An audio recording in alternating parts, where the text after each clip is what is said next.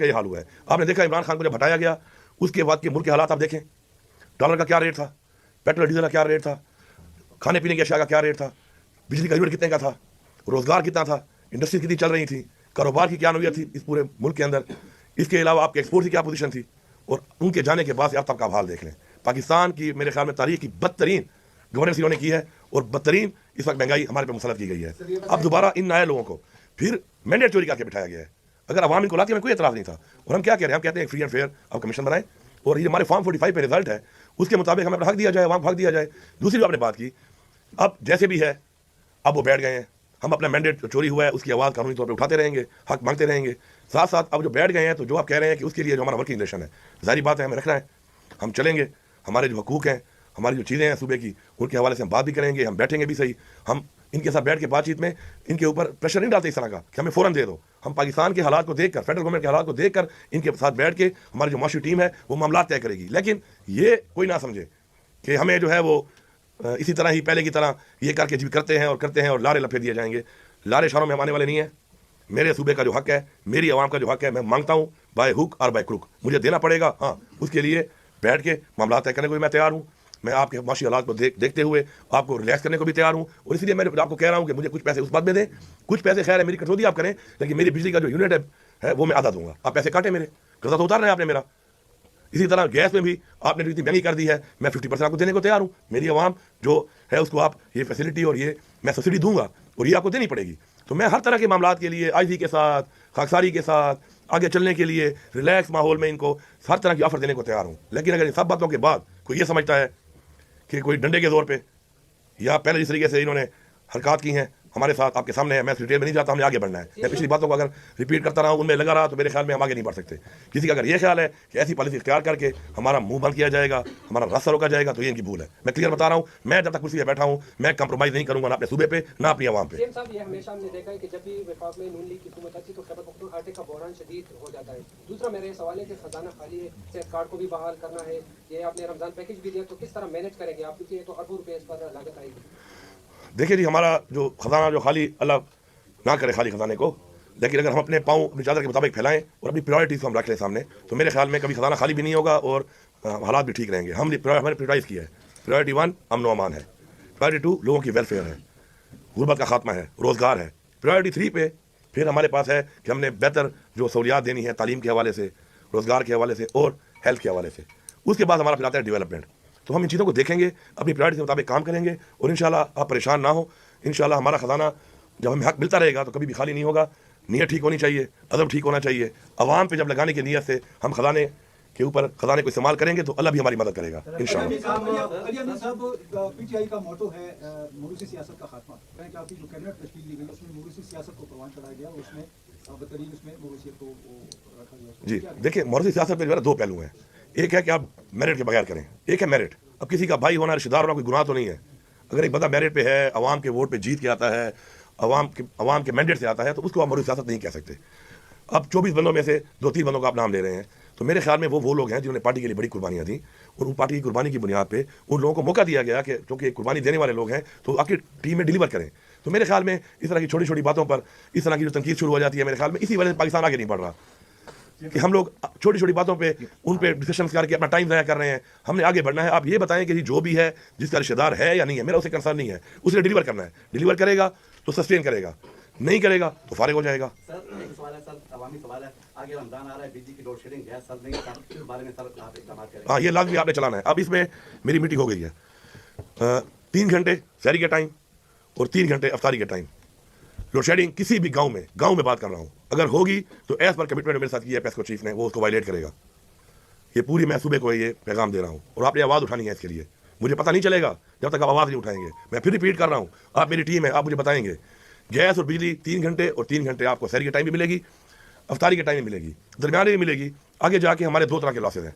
एक हमारा है थेफ्ट चोरी, एक हमारा है लाइन लॉसेज। उस पर हमने ग्रिड्स को अपडेट करना है और अपनी लाइन्स को चेंज करना है, तारे चेंज करनी है। उस पर भी हमारी मीटिंग हुई है। हम पहले जाएंगे टुवर्ड जो हमारी लाइन लॉसेज हैं, तो सिस्टम में हमारे फ्लॉज हैं, उनको दूर करेंगे ताकि वो जो 17-18% है वो कवर हो जाए। फिर जो हमारा 10-12% अवाम वाला है, स्टेप 2 में हम उनके ऊपर जाएंगे। और मैंने उनको बड़ा क्लियरली बताया है कि आपने गरीब से नहीं, अमीर से शुरू करना है। हाथ अमीर को डालो, गरीब को ना डालो। गरीब के 2 पंखे हैं, 2 बल्ब हैं, आप उससे घर तो पहुंच जाते हैं, और अमीर के बंगले में उसका बिल आप चेक करें उसका कितना आ रहा है। तो हमारी पॉलिसी जो है उनको मैंने बता दी है। इंशाल्लाह रमज़ान में जो है लोड शेडिंग के हवाले से और फोर्स लोड शेडिंग जो है ये बिल्कुल बंद है, इसके ऊपर कोई कंप्रोमाइज़ नहीं है। जो शेड्यूल दिया गया है उस शेड्यूल के अलावा अगर आपकी लाइट काटी जाती है, अदर दैन का इशू हो, ग्रिड का या कोई फॉल्ट हो, उसके अलावा तो बिल्कुल आप उस पर मेरे तक आवाज़ पहुँचाएं। मैं इंश्योर करूँगा कोई ऐसा नहीं कर सकता कि हमारे पे फोर्स लोड शेडिंग करे। हमारा जो हक है हमें मिलेगा इंशाल्लाह। फिदा नंबर देगा व्यस्त तारीख आप सूबे में महाजर आई और आप इधर आज़ादी और खाकसारी के साथ इस्तेमाल करें। एक तो आपकी आवाज़ बड़ी शानदार माशाल्लाह। आप नहीं समझते कि मरकज़ वाले आपकी मूंछों से डरते हैं? देखिए अच्छी बात है, कुछ डरेंगे तो कुछ मिलेगा, क्योंकि बगैर खौफ वाले जो लोग आए हैं वो तो कुछ नहीं ले सके। तो अच्छी बात है। मैं ये कह रहा हूँ कि मेरी आजिज़ी इसलिए है कि अल्लाह ताला ने आजिज़ी को पसंद किया है, लेकिन अल्लाह ताला ने फिर ये भी कहा है कि अपने हक के लिए आवाज़ उठाओ। अमर बिल मारूफ का भी कहा है कि हक और बातिल की जंग में हक का साथ दो। तो ये बातें साथ साथ हैं। तो अगर कोई डरता है इस बात से कि मैं कोई आउट ऑफ नो वे कुछ ऐसा करूँगा, तो ये कभी भी ना मेरी पॉलिसी में है, ना मेरे लीडर इमरान खान की पॉलिसी में है। हाँ, हक के लिए खड़ा होना, हक के लिए आवाज़ उठाना और अपना हक मांगना और लेना जो है, इसीलिए इस अवाम ने हमें वोट दिया, मैंडेट दिया है। ये अवाम के लिए हमने करना ही करना है, इसमें कोई दोहरी राय है ही नहीं। जो सब पजरा के बारे में एक दो साल एहतियाती काम बने, कंट्रैक्टर भी कभी कभार प्रेसक्लब भी आते हैं और एहतिजाज भी उन्होंने किए। कब तरक्याती रिलीजेस जारी होंगे ताकि उनके साथ वो जो कंट्रैक्टर हैं उनके साथ पूरे मईशत का पहिया रिलेटेड है, बड़े लोग उनके साथ काम करते हैं और उनको वो फंड रिलीज नहीं होते जो काम है तरक्याती जो एमपी के काम है जो जारी काम। मैंने आपको बता दिया प्रायोरिटीज़, वो प्रायोरिटीज़ वाइज ये चीज़ भी हमारी प्रायोरिटी में है, लेकिन जिस नंबर पे है उस नंबर पे ये होगी, प्रायोरिटी वाइज होगा। बहुत ज़्यादा ऐसी स्कीमें हैं जो दे दी गई, अपने हालात को देखे बगैर दे दी गई, उनको हम कट भी करेंगे। हम प्रायोरिटी स्कीम को बिल्कुल हमने करना भी है, हमने उनको शुरू भी करना है, उनको रिलीज भी करना है। लेकिन बहुत सी स्कीमें दी गई सिर्फ खुश करने के लिए, उन्होंने रिलीज हुआ न, उनमें इतनी ज़रूरत है उनकी, तो उनको हम कट डाउन करेंगे। आखिरी सवाल आरिफ वन बाय वन। आपके एजेंडे के हवाले से अच्छा जुमे नमाज भी है। अच्छा चलें, ये पहले 2 3 आरिफ कर लें पहले। आप अभी आए, आपने सेहत कार्ड होता है, कितना फंड होता है? इसमें जो है तकरीबन लाइबिलिटी थी हमारी जो पिछली गवर्नमेंट की, वो 17 बिलियन की थी। तो अभी हमने उनको 5 बिलियन रिलीज़ कर दिया है। और उसके साथ साथ ये है कि मजीद जो है उनके साथ जो हमारा अभी नई बातचीत हुई है स्टेट लाइफ से, ये हुई है कि हम हर महीने के पैसों के साथ अपना जो कर्जा है ये भी उतारेंगे। हमारी पॉलिसी ये नहीं है कि कर्जा चढ़ाई जाओ फिर उस पर सूद दिए जाओ। हमारी पॉलिसी है कि साथ साथ हमने अपने पाँव पे खड़ा होना है और पाँव पे खड़े होकर अपनी जो लाइबिलिटीज़ हैं हमने कर्जे खत्म करने हैं। इसके अलावा हमारे सूबे पे और भी बहुत ज़्यादा कर्जा है, उसे भी हम काम करेंगे। उसके लिए हम रेवेन्यू जनरेट करेंगे, अपने पाँव पे खड़े होंगे। ये हमारे एजेंडे में शामिल है इंशाल्लाह। तो फिक्र ना करें, अवाम का कर्जा भी खत्म करना है, अवाम को रिलीफ भी देना है इंशाल्लाह, और पाँव पे भी खड़ा करना है। आरिफ का नंबर है आरिफ। सारे सवाल तो ना करो, आगे मेरे ख्याल आगे नहीं मिलना जी, प्लीज।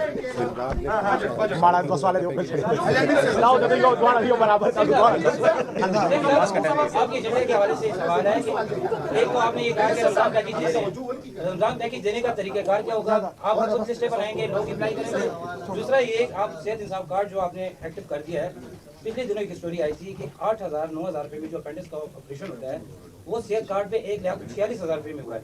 तो वो जो एक्स्ट्रा चार्जेस लोग डालते हैं या डॉक्टर या हॉस्पिटल, ये आम आवाम के हिस्से में जो आपने 10 लाख डाले हैं, तो ये तो मेरा ख्याल से उनको लूटा जा रहा है और खजाने को भी साथ। ये जी काबीना में मायसियाम में अशय खुर्दनोश की सरकारी नफों पर दस्तयाबी के लिए कोई फैसला हुआ है कि नहीं, ये बताएं। अच्छा, पहला जो के खिलाफ सर जखींदोजी हो रही है इस वक्त, प्याज उसके खिलाफ पहली जो बात इन्होंने की है हेल्थ कार्ड के हवाले से, आपको पहले मैंने बता दिया कि बहुत से हॉस्पिटल ऐसे थे कि जिन्होंने अब्यूज किया इस चीज़ को, उनको हमने डिलीट कर दिया, निकाल दिया है। और अब इस 1 महीने में रिव्यू होगा, हमने इसको सस्टेनेबल बनाना है, रिव्यू करना है। इसमें जो बातें आपने की हैं, निशानदेही आपने की है, ये हमने ऑलरेडी डिस्कशन कर ली थी। करने के बाद आज जो हम लेके आए हैं एजेंडा में, उसमें आप देखेंगे हॉस्पिटल बहुत सारे निकाल दिए गए हैं। ये वही हॉस्पिटल से कि इसमें जो गलत तरीके से ओवर बिलिंग कर रहे थे, मजीद इसको बेहतर करना है, ट्रांसपेरेंट करना है और इससे बड़ी बात सस्टेनेबल करना है, ताकि सस्टेनेबल हो और हम वो बोझ उठा भी सकें।